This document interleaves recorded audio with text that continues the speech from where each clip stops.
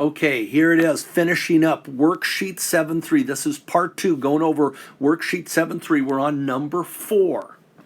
Take our shape. What is it? Well, it's half a circle. The square root of 25 minus x squared, that's half a circle. Radius is 5.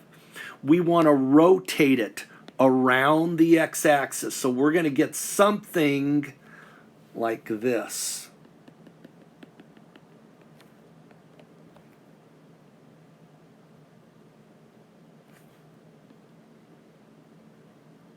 Okay, now let's do a slice here. Okay, like that. Like that. I'll do a thin cylinder. Yeah, there we go. I'll do another one over here. What we have here is a sphere. Okay, it's a ball. Okay, that's what we got now. Where are we going to start doing our slices? Okay, hey, right here. That's where we'll start at -5. Where are we going to finish? Right here at +5. Again, it's always going to be pi r squared dx. Now, what's the r? On this one, the r is right here. There's the radius. That's the y value. Remember, the y value is equal to square root of 25 minus x squared. So that's our radius. Okay, here we go. We got -5 to 5. We got the pi. Now we've got the square root of 25 minus x squared, and that's squared. Okay, again, the reason pi r squared. Okay, next step. Bring this to the front. The pi to the front. Okay, here we go. Our integral from -5 to 5. Now, the square root of 25 minus x squared, it's just 25 minus x squared. There it is. Now we do some antiderivatives, okay? Antiderivatives of 25, that's going to be 25x. Antiderivative of -x squared, that's going to be a negative. You know you're going to have x to the third. 3 times what gives you 1? Yeah, it's got to be a 1/3. Straight evaluation bar, -5 to 5. Okay? Okay, here we go. We got the pi out front. Let's plug in the +5 right there. Here it is. 25 times 5 minus 1/3 5 cubed. Big minus. Now let's plug the -5 in. 25 minus 5. Okay, minus 1/3 -5 cubed.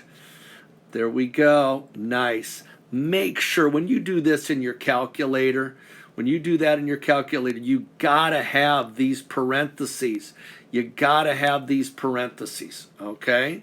Okay, here's what I got. I got a pi.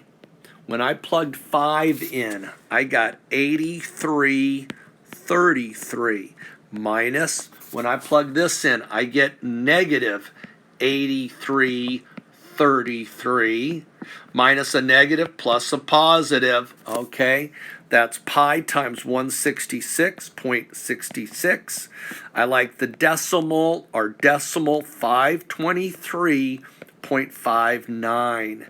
That is the volume of that sphere. That's what it is. It turned out this time it's a sphere. That's the volume. Again, I don't know, 523 inches cubed, something like that. Let's finish it up with this one. Now, it says rotate the region bounded by these 3 graphs. Rotate it around the x-axis, find the volume. Well, you got x equals 2. Okay, you got this one right here, y equals sine of x, and then y equals 0. Y equals 0 is right there.